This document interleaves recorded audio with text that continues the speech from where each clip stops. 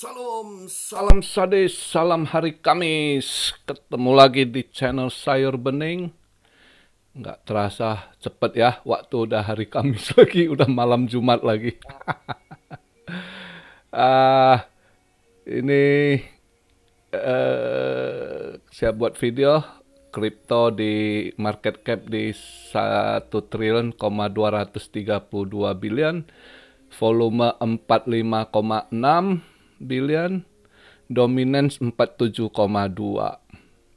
BTC di 30.081 dolar, ETH di 1915, BNB 319, XRP 50 sen, Cardano 40 sen, ya lebih kurang seperti kemarin sideways, tapi di luar ekspektasi ya. Semalam CPI itu di luar ini kita bahas dulu.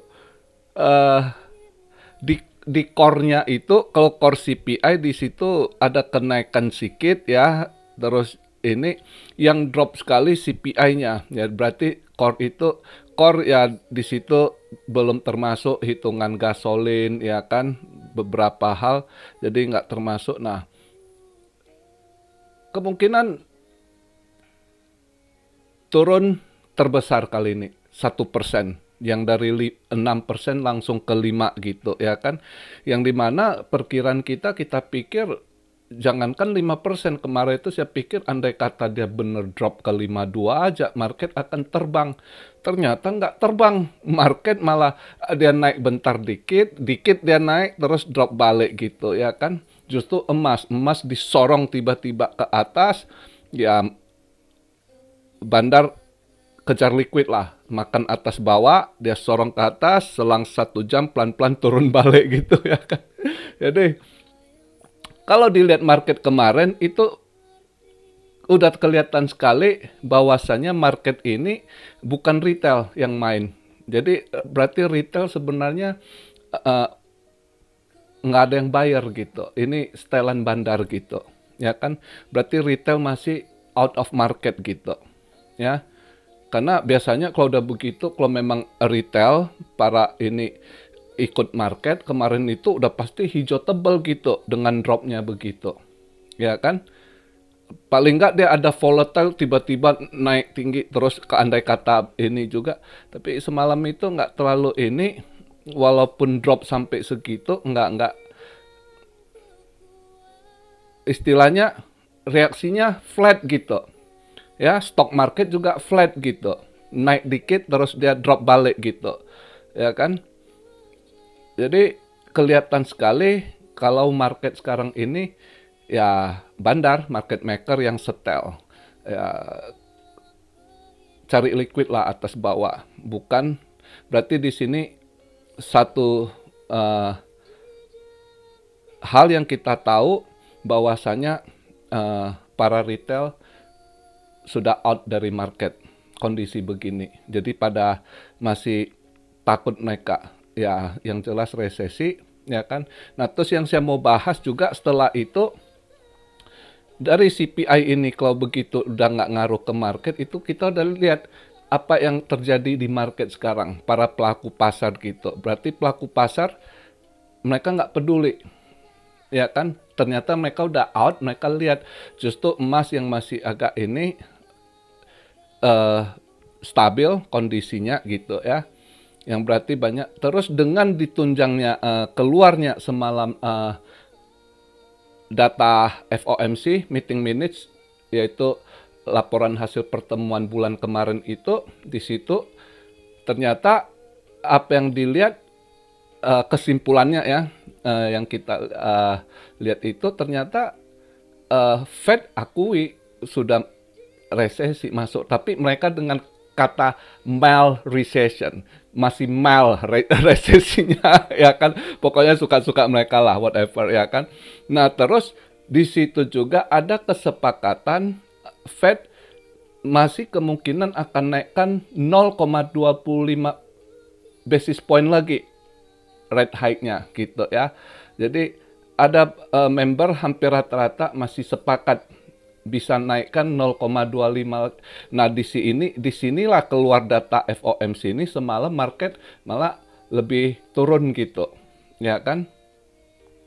Nah, jadi kalau dilihat dari data ini sebenarnya udah ketahuan para pelaku pasar, para investor gitu juga ya atau retail gitu itu sudah out market. Mereka menghindar resesi dulu gitu. Jadi ya paling market ini ada naik turun ya yang masih aktif di trading, yang cari-cari ini ya kan. Tapi kalau pelaku besar udah kelihatan mereka wait and see kondisi begini. Ini kelihatan sekali keluar data CPI yang dropnya 1%, market semalam nggak ini flat gitu. Jadi satu hal yang ini kita bisa pastikan bahwasannya pelaku pasar tahu ini market ada ke depan masih resiko di dalam resesi gitu ya kan. Dan satu hal lagi untuk kondisi gitu udah kebaca mereka nggak peduli istilah sekarang gua nggak peduli lagi Fed kemungkinan untuk naikkan rate ya mungkin satu biarkan aja gua tunggu keras aja gitu. Kemungkinan pelaku pasar juga gitu gua nunggu udah tahu ini pasti keras ada nunggu hancur ya kan dan nunggu Fed cut rate QE itu yang mereka tunggu gitu. Jadi kebaca sekali pelaku pasar aksi yang diambil sebenarnya itu mereka nunggu ya mau keras gitu ya kan karena kita lihat sekali sebenarnya stock market ini udah kategori udah keras, udah drop terus. Ya kan? Dari minggu kemarin itu stock market itu drop tajam gitu sebab udah keras stock market. Udah kondisi keras itu sebenarnya. Ya, mortgage nggak usah tanya lagi, bukan keras lagi, udah kebakar. Mortgage udah kebakaran gitu. Ya kan? Nah, jadi tinggal kita yang sabar nunggu lagi.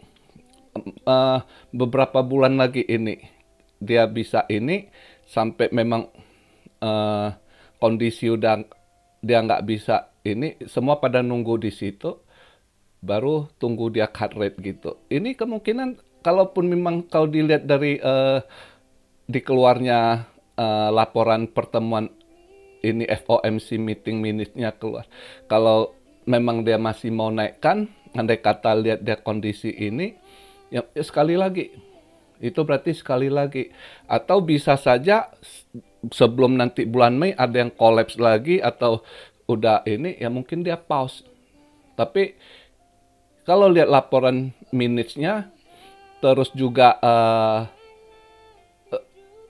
hari lalu si Bullard ya orang FOMC juga masih mengatakan kemungkinan masih naik gitu. No, ya let's say berarti Mei masih kemungkinan 0,25 basis point, kemungkinan setelah itu June saya rasa udah pause gitu ya. June saya rasa udah pause dia.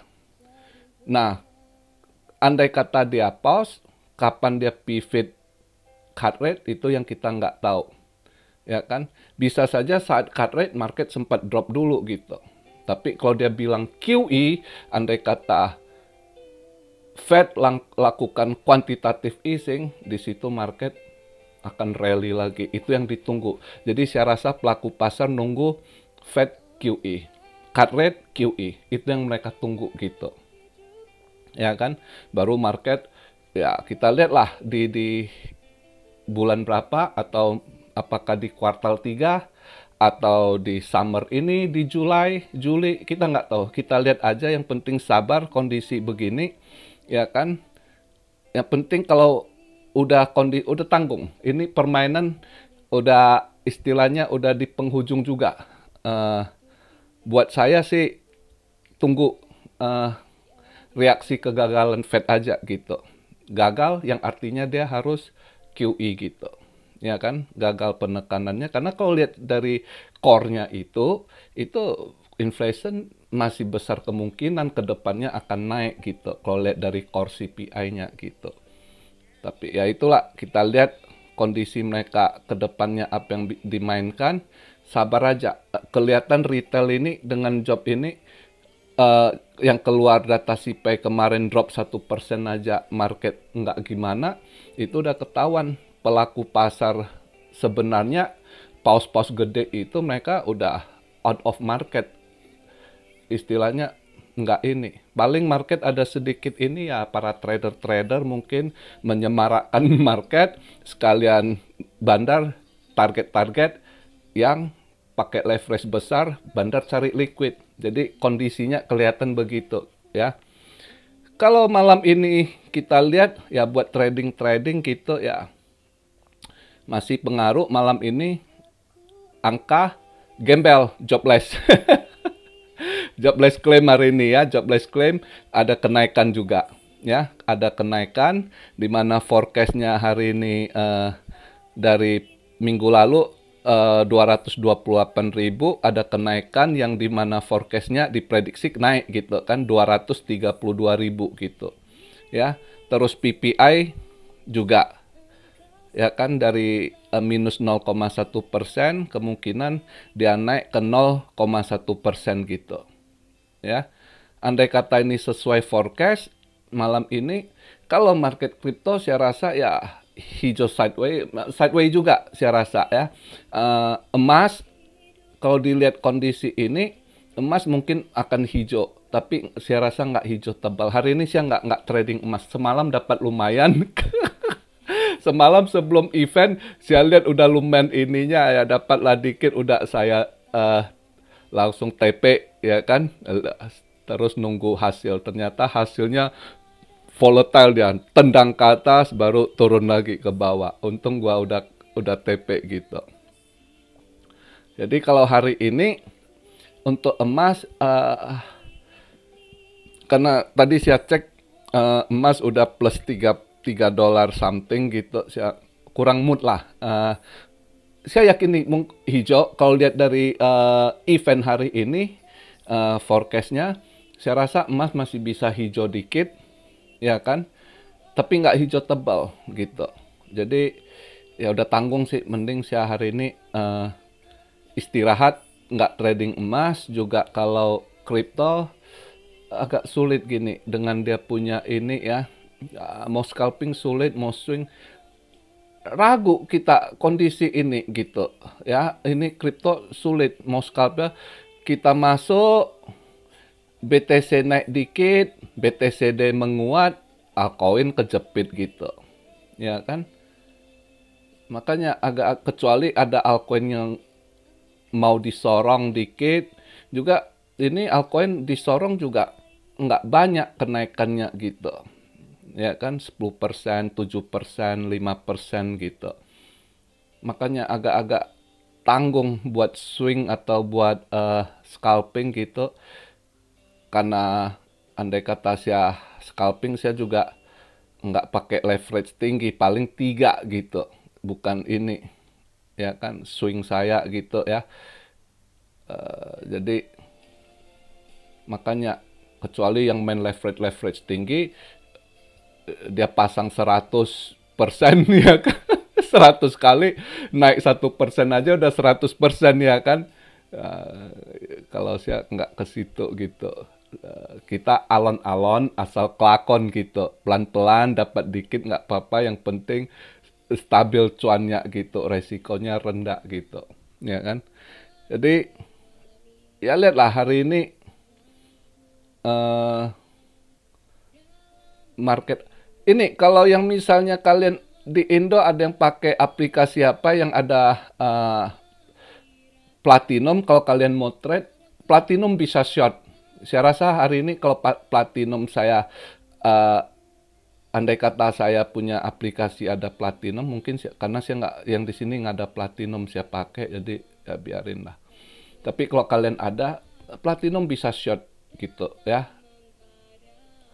Kalau emas hari ini perasaan saya hijau tipis gitu. Kalau lihat penggerakannya, eventnya ya, event yang ada dengan forecastnya, saya rasa emas masih bisa hijau. Tapi nggak hijau tebal, hijau tipis gitu. Makanya hari ini eh, kurang tertarik lah market.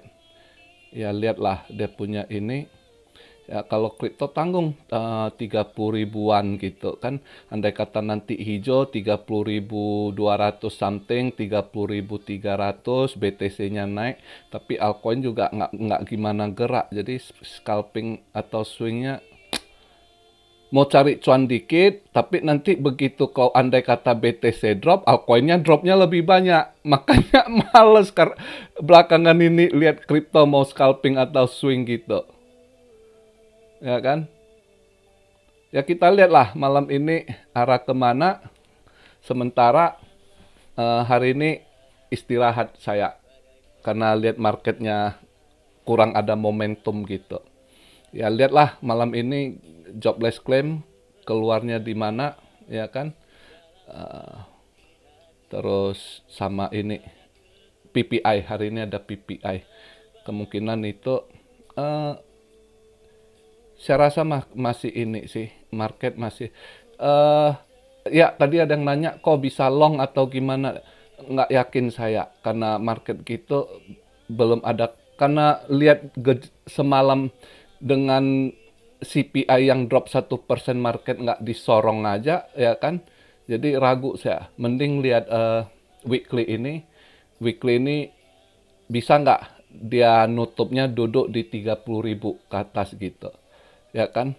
Andai kata dia bisa duduk di 30 ribuan, 30 300, 30, 500 bagus. Andai kata bisa duduk di situ nutup weekly, nah itu baru Anda mau long ini. Tapi kalau misalnya nggak bisa nutup di situ, justru saya lebih ini yakin bisa pullback dulu dia gitu. Ya, makanya untuk sementara BTC untuk main long shot saya nggak tertarik gitu. Ya. Karena nggak balance resikonya gitu. Oke, jadi begitu aja pembahasan di hari Kamis ini. Salam Syaryo dari Tokyo. God bless you all. Be blessed, be blessed, be blessed. Immanuel, haleluya.